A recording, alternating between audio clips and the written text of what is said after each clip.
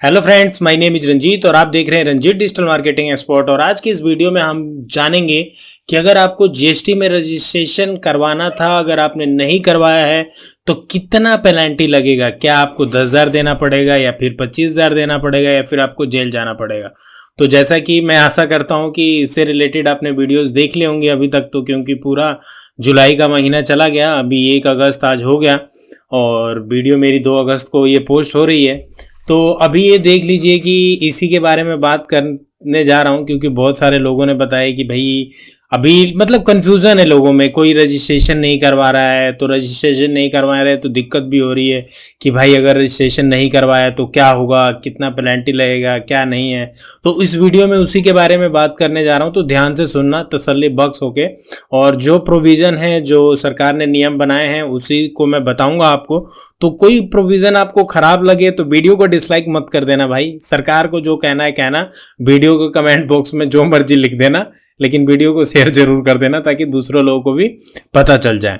तो सबसे पहली बात ध्यान से सुनो, अगर जीएसटी में आप रजिस्ट्रेशन करवाने लायक थे और आपने नहीं रजिस्ट्रेशन कराया तो आपको 10,000 रुपए की पेनल्टी लगेगी। कितने की? 10,000 रुपए की। जी हाँ, एक और बार बता देता हूं, जीएसटी के ऊपर ऑलरेडी मेरी 8 से 10 वीडियोज हैं जिसके ऊपर मैंने कंपोजिशन स्कीम में बताया है, नॉर्मल जीएसटी नंबर किसको लेना चाहिए, किसको नहीं लेना चाहिए, क्या लिमिट है, क्या नहीं है, एवरीथिंग मैंने कवर अप किया हुआ है। तो मैं उसके ऊपर डिटेल में नहीं जाऊंगा, बट मैं ये बता रहा हूं कि अगर आप जीएसटी में रजिस्ट्रेशन करवाने लायक थे, अगर आप नहीं करवाते हैं या फिर हो सकता है आप सोच रहे हैं कि मैं लेट करवाऊंगा और पता चले कि अभी तो छापा नहीं पड़ रहे हैं लेकिन जरूर आएंगे और आपसे जो अधिकारी होंगे वो पूछेंगे भैया आप जीएसटी के नियमानुसार आप क्या काम कर रहे हो, क्या नहीं काम कर रहे हो, कैसे रिटर्न उटर्न बिल इनवाइस कैसे कस्टमर को दे रहे हो, एक ना एक दिन आपसे पूछताछ होगी। तो अगर उस टाइम तक आपने नहीं करवाया होगा तो 10,000 रुपए की पेनल्टी लगेगी। और यहाँ पे एक चीज और भी है, जैसे आप इसके लिए किसी को उकसाते हैं तो ये पेनल्टी 25,000 रुपए बढ़ सकती है। जैसे आप थोक व्यापारी हैं और अपने जो भी आपके जो कस्टमर्स हैं उनको भी आप लाइक ऐसे ही माल देते हैं, मान लो हो सकता है कि भाई प्रूफ ऑफ बहुत ज्यादा है, तो अगर ऐसे ही माल दे रहे हैं तो उस वे में आपकी जो पेनल्टी की लिमिट बढ़ जाती है वो 25,000 रुपए बढ़ जाती है। तो अभी आप देख रहे हो ना, जैसे कि बहुत सारे जो होलसेलर हैं वो कहते हैं भाई नहीं जी जीएसटी नंबर ले लो तभी हम माल आपको देंगे, क्योंकि उन्हें भी पता है कहीं ना कहीं जो हमारे कस्टमर है हमसे ज्यादा माल लेता है तो उनके लिए दिक्कत हो जाएगी।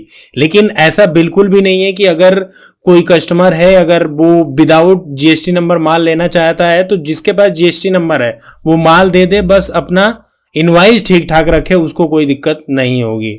ठीक है ना मेरे भाई। तो पहले बात समझ लो कि जिसने जीएसटी में रजिस्ट्रेशन नहीं करवाया, जिसने जीएसटी में रजिस्ट्रेशन नहीं करवाया था या करवाना है उसको नहीं करवाएगा तो 10,000 रुपए की पेनल्टी, अगर उस चीज को बढ़ावा देता है तो 25,000 रुपए की पेनल्टी लगेगी। अब कुछ चीजें और मैं बता देता हूं इससे जुड़ी हुई कि क्या पेनल्टी लग जाएगी। देखो, एक क्या है कि अगर आपने कंपोजिशन स्कीम ली है और आप लोगों से टैक्स वसूल रहे हैं और टैक्स आपको भरना है नहीं, तो भाई आप टैक्स क्यों ले रहे हो? बात समझ रहे हो ना। आपने कंपोजिशन स्कीम ली, लोगों से आप पता चला कि आपने दुकान खोला है, कुछ खोला, आप लोगों से टैक्स ले रहे हैं, टैक्स आपको भरना नहीं है। भरना तो आपको अपने टर्नओवर पे 1%, 3% और 5% है, तो आप टैक्स किस बात का ले रहे हो?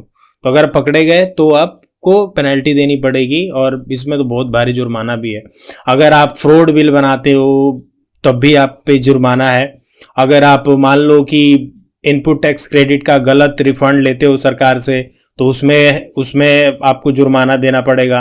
अगर टैक्स चोरी के उद्देश्य से अगर अपना टर्नओवर छुपाते हो, सपोज करो आपकी टर्नओवर 1.5 करोड़ है, 2 करोड़ है, अगर आप बताते हो कि नहीं जी मेरा 75 लाख से कम है, कंपोजिशन स्कीम लेते हो, तो उसमें भी पेनल्टी का प्रावधान है।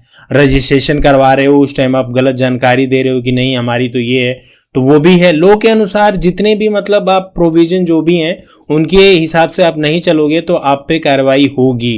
अब ये भी कहना है भाई, लोग कहेंगे भाई जब होगी तब होगी, लेकिन होगी जरूर। मतलब जैसी सरकार, जैसे भाई देखो एक बार थोड़ा सा फ्लो में आ जाए, मतलब अभी तो सरकार ही खुद कंफ्यूजन में है, डेली कुछ ना कुछ नए नए प्रोविजन आ जाते हैं तो कैसे करे सरकार। लेकिन जैसे ही थोड़ा सा नॉर्मल होगा तो भाई कार्रवाई होगी और नोटिस भी आएंगे लोगों के पास और पूछा जाएगा कि भाई अगर कोई फ्रॉड रोड कर रहा हो तो मेन आपको यही ध्यान रखना है कि अगर आप मतलब ईमानदारी से काम आपको करना पड़ेगा। बस यही है कि जो भी आपका टर्नओवर है, जो भी आप बिल काट रहे हैं, आप कंपोजिशन स्कीम ले रहे हैं, उसका आप ध्यान दें। अगर आपने नॉर्मल जीएसटी नंबर लिया हुआ है तो सबको बिल काट के दें। टाइम पे आपको रिटर्न भरनी है। आप सपोज करो कि आप सरकार आप टैक्स ले रहे हो और टैक्स ले रहे हो, रिटर्न मतलब टैक्स ले रहे हो और पता चला कि आप रिटर्न ही नहीं भर रहे हो, तो सरकार के पास तो पैसा नहीं जा रहा ना, आप तो ब्लॉक करके रख रहे हो पैसा। आपने तो एज ए टैक्स कस्टमर से ले लिए और आप टैक्स भर नहीं रहे हो, तो वो चीज़ गलत हो जाती है। तो कोई भी टैक्स चोरी के उद्देश्य से आप रिकॉर्ड में हेरा फेरी करते हो या रिफंड आप गलत लेते हो या फिर आप टीसीएस नहीं काटा या फिर कम काटा हो या फिर जैसे रिफंड फ्रॉड कर दिया हो, आप इनवाइस बना रहे हो, माल आप सप्लाई नहीं कर रहे हो, ठीक है ना, तो एक तरह से ये भी गलत काम है। तो अगर इस तरीके से आप काम करेंगे तो आपको जुर्माना देना पड़ेगा। बाकी इसकी 21 बड़ी बातें हैं, मैं एक लिंक दे दूंगा जहां से आप इसको डिटेल में जाके पढ़ सकते हैं। तो आई होप ये वीडियो आपको अच्छी लगी होगी। कोई भी सजेशन सुझाव है तो प्लीज़ वीडियो के कमेंट बॉक्स में लिख के जरूर बताएं। Thank you so much for watching. Hello दोस्तों, सब्सक्राइब करिए हमारा ये चैनल और साथ वाली घंटी को जरूर बजाइए ताकि आप देख पाएं सबसे पहले हमारी वीडियोस बिल्कुल फ्री में।